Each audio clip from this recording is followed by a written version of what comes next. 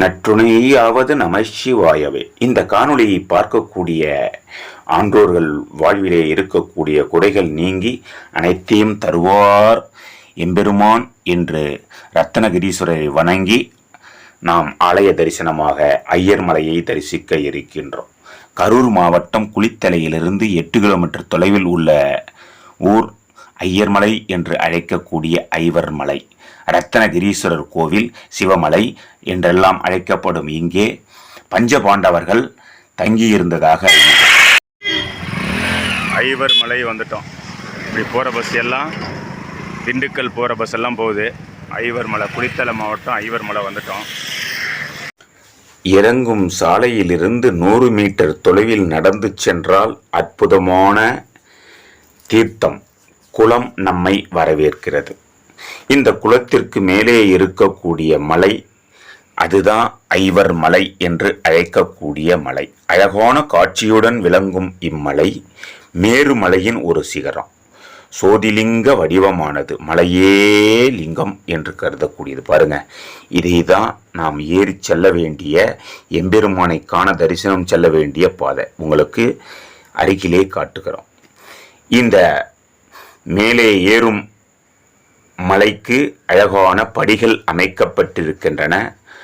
இதுதான் 100 கால் மண்டபத்தை அடைந்த உடனேயே அங்கே கருப்பண்ண சுவாமிக்கு ஆலயம் இருக்கு. 100 கால் மண்டபத்தில் சிறப்பு வைரவ பெருமாள், வைராக்கிய பெருமாள், காஞ்சிபுரத்தை சேர்ந்த இவருக்கு இங்கே அற்புதமான ஆலயம் அமைத்ததாக ஐதீகங்கள் கூறுகின்றன.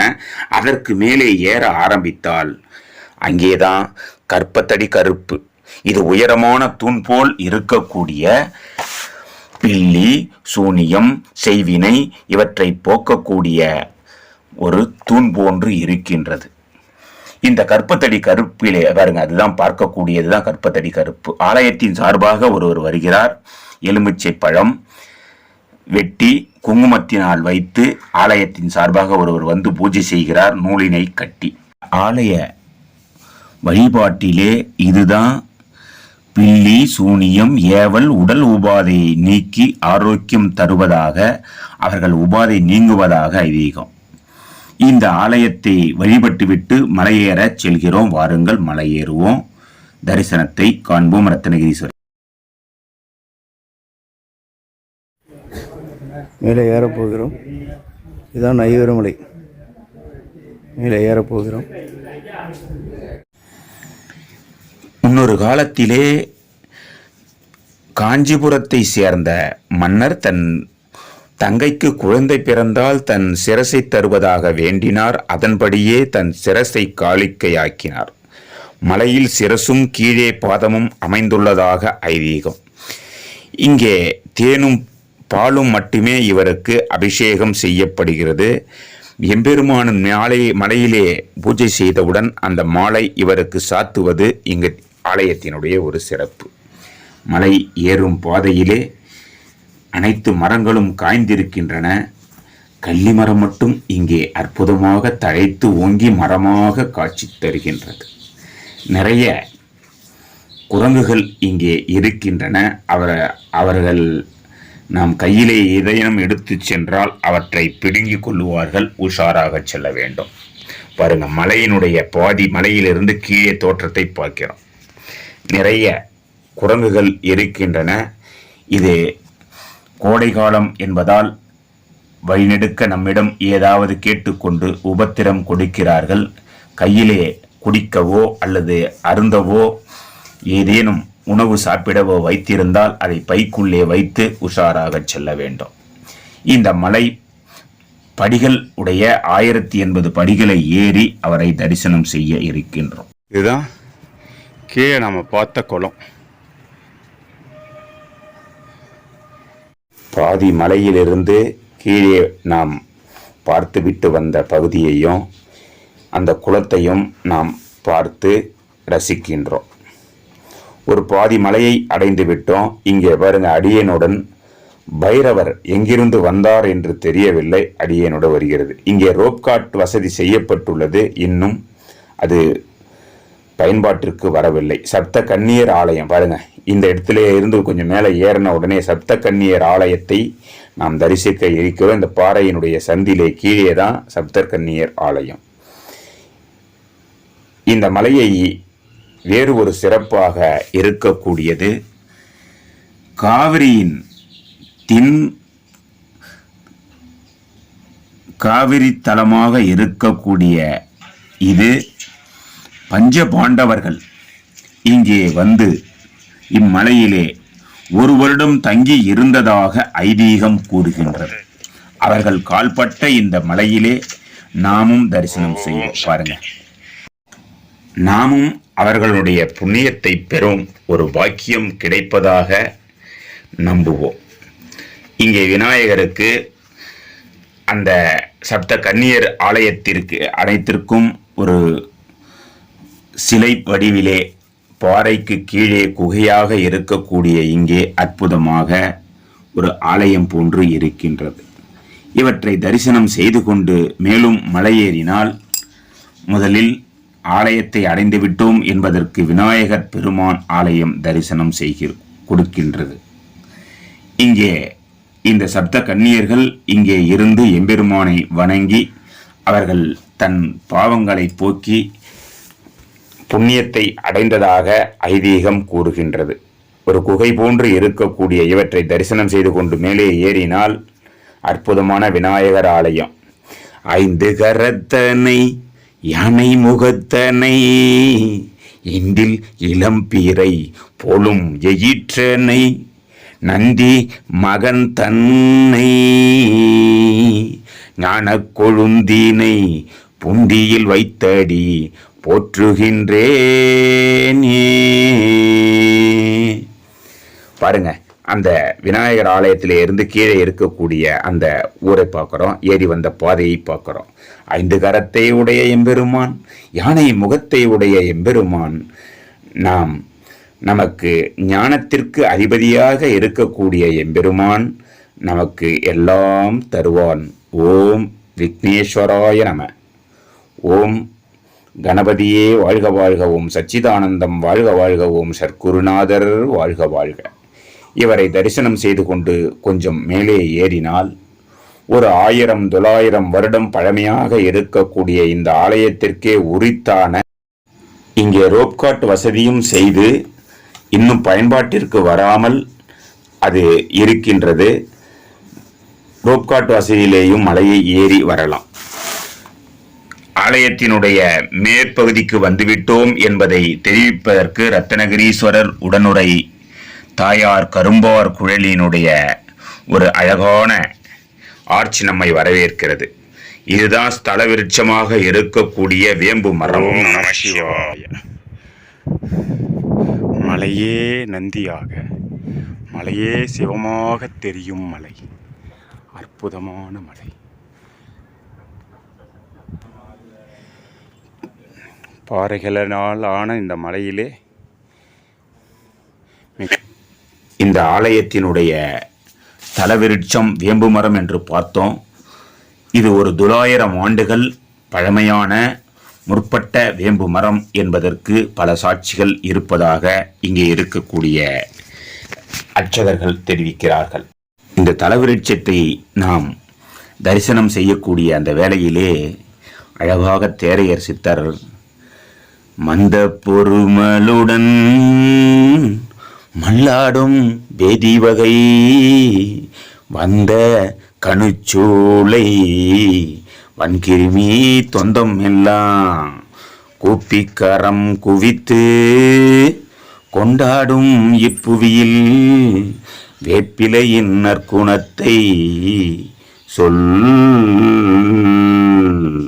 அழகான பாடல் நினைவுக்கு வருகிறது. ரத்னகிரீஸ்வரர் கும்பாபிஷேகம் நடந்ததையும் ஆலயத்தினுடைய மேல் பகுதியிலே இருக்கக்கூடிய அந்த ஆலயத்தையும் அடைந்து விட்டோம் என்பதற்கு சாட்சியாக 63 நாயன்மார்களுக்கு இங்கே அற்புதமான சிலைகள் அமைத்து அவர்களுக்கு அபிஷேகம் நடைபெறுகிறது. இந்த ஆலயத்திலே சிறப்பாக அவர்களை தரிசனம் செய்து கொண்டே நாம் வலப்புறம் திரும்பினால் கொடிமரம் வருகிறது. கொடிமர தரிசனம், கோடி புண்ணியத்தை தரிசனம் செய்து கொண்டு மேலும் நாம் இங்கிருந்து செல்லலாம். இதுதான் கொடிமரம். பெரும்பாலானவர்கள் இங்கே வராமல் மேலேயே வலதுபுறமாக ஏறிய உடனேயே வழி இருப்பதால் அங்கே ஆலயத்தினுடைய மூலவர் ஆலயத்திற்கு சென்று விடுகிறார்கள். இந்த கொடிமரத்திலே மிக அற்புதமாக எம்பெருமானும் அம்மையாரும் காட்சி தருகிறார்கள். பாருங்க. ஓம் நமசிவாய, நற்றுணையாவது நமசிவாயவே.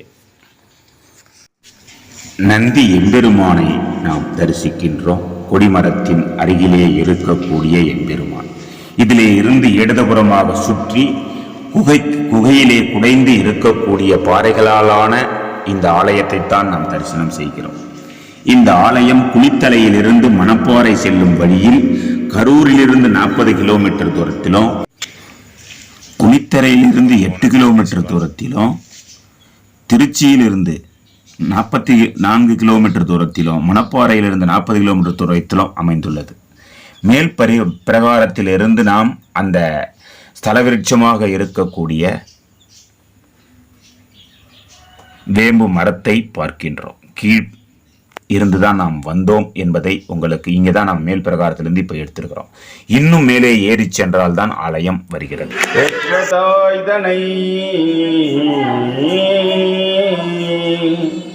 மகமறந்தாலும் பிள்ளையை பெற்ற தாய் மறந்தாலும், பிள்ளையை பெற்ற தாய் மறந்தாலும், உற்ற தேகத்தை உயிர் மறந்தாலும், உயிரை மேவிய உடல் மறந்தாலும், உடலை மேவிய உயிர் மறந்தாலும், கற்ற நெஞ்சகம் கலை மறந்தாலும், கண்கள் நின்றிமைப்பது மறந்தாலும், நற்றவத்தவர் உள்ளிருந்து ஓங்கும் நமசிவாயத்தை நான் மறவேனே, நமசிவாயத்தை நான் மறவேனே. விக்கிரக மூர்த்தியாக எம்பெருமானும் அம்பாளும் நாம் சிலை வடிவத்திலே பார்த்து கொண்டிருக்கின்றோம். இவர்களை காண வந்த நாம் அனைத்தையும் பெறுவோம். உடல் உபாதையை நீக்கி பில்லி சூனியம் நீங்கி ஆரோக்கியம் பெற இம்மலையை தரிசனம் செய்ய வேண்டும். அகத்தியர் முனி அவர்களே இங்கே தரிசனம் செய்ததாக ஒரு ஐதீகம் கூறுகின்றது. நாமும் தரிசனம் பெற்று புண்ணியத்தை பெறுவோம். கரும்பார் குழலித்தாயார் ரத்னகிரி ஈஸ்வரர் நமக்கு அனைத்தையும் தருவார் என்று இந்த காணொளியை பார்க்கக்கூடிய அனைவரது வாழ்விலும் இருக்கக்கூடிய உடல் உபாதைகள் நீங்கி அவர்களுக்கு அனைத்தையும் தர வேண்டும் என்று ரத்னகிரி எம்பெருமானையும் கரும்பார் கோயிலையும் வணங்க முடியாதவர்கள் வாழ்விலே அனைத்தையும் தரிசனம் கண்ட அனைத்தையும் எம்பெருமான் தர வேண்டும் என்று அவன் இரு பாதங்களை வேண்டி விடைபெறுகிறோம். நன்றி. உடம்பினுக்குள்ளே உருபொருள் கண்டேன், உடம்பிலே உத்தமன் கோவில் கொண்டான் என்று உடம்பினை யான் இருந்து ஓம்புகின்றேனே.